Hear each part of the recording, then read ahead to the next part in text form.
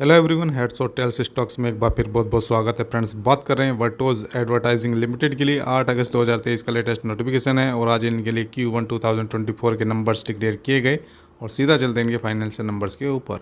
सो अभी हम आ गए हैं वर्टोज एडवर्टाइजिंग लिमिटेड के लिए इनके कंसोलिडेटेड अनऑडिटेड फाइनेंशियल नंबर्स के ऊपर 30 जून 2023 क्वार्टर के यानी कि Q1 के नंबर्स हैं।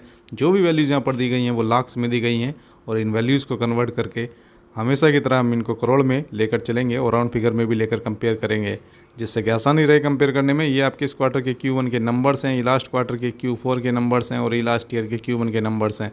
रेवेन्यू फ्रॉम ऑपरेशंस को कंपेयर करेंगे क्वार्टर ऑन क्वार्टर बेसिस पर। लास्ट क्वार्टर में Q4 में इनका जो रेवेन्यू फ्रॉम ऑपरेशन जनरेट हुआ था अराउंड 34 करोड़ रुपीज़ के आसपास था और इस क्वार्टर में भी अराउंड 34 करोड़ रुपीज़ के आसपास है। लेकिन फिर भी क्वार्टर ऑन क्वार्टर बेसिस पर इनका जो रेवेन्यू फ्रॉम ऑपरेशंस है वो यहाँ पर डाउन हुआ है और लगभग 1.19% ये डाउन हुआ है क्वार्टर ऑन क्वार्टर बेसिस पर। और अगर बात करें इसी रेवेन्यू फ्रॉम ऑपरेशंस के लिए ईयर ऑन ईयर बेसिस पर, सो लास्ट ईयर के Q1 में इनका revenue from operations 11.03 crore rupees के आसपास था और इस क्वार्टर में 33.91 करोड़ रुपीज़ के आसपास है। ईयर ऑन ईयर बेसिस पर जंप हुआ है इनका रेवेन्यू फ्रॉम ऑपरेशंस और लगभग 207% ये बढ़ा है ईयर ऑन ईयर बेसिस पर। आगे चलेंगे, बात करेंगे इंपॉर्टेंट पार्ट की यानी कि टोटल एक्सपेंसेस के लिए। Q ऑन Q बेसिस पर जो इनका एक्सपेंस है वो ऑब्वियसली यहाँ पर बढ़ता हुआ नज़र आ रहा है और लगभग 6.4% बढ़ा है क्वार्टर ऑन क्वार्टर बेसिस पर, जबकि हमने देखा था इनकी सेल यहाँ पर कम हुई है क्वार्टर ऑन क्वार्टर बेसिस पर 1.19%।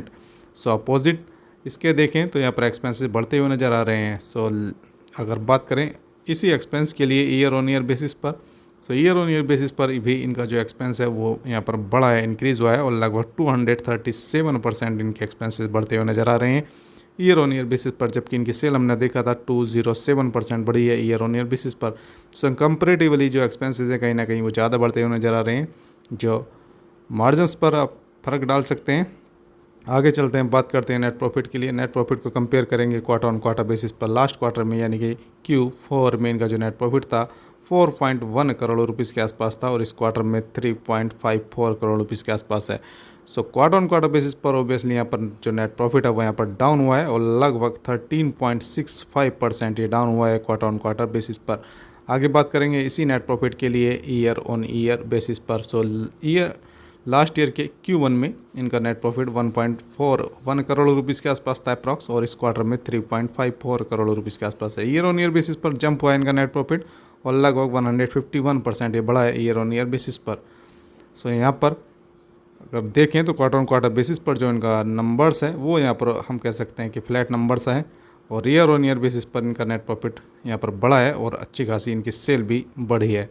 सो यहाँ पर हम कह सकते हैं कि मिले जुले numbers as well as quarter on year on year basis पर अच्छा परफॉर्मेंस फिर भी यहाँ पर Q1 में जिस तरह से नंबर्स आए हैं तो देखना होगा कि मार्केट इन मिक्स नंबर्स को किस तरह से लेकर चलता है। और बाकी अगर देखें तो EPS यहाँ पर डाउन हुआ है क्वार्टर ऑन क्वार्टर बेसिस पर भी और ईयर ऑन ईयर बेसिस पर यहाँ पर बढ़ा है क्योंकि नेट प्रॉफिट बढ़ा है। सो फ्रेंड्स, डिटेल्ड स्टडी जरूर करें और बने रहिए हमारे साथ। बहुत बहुत धन्यवाद।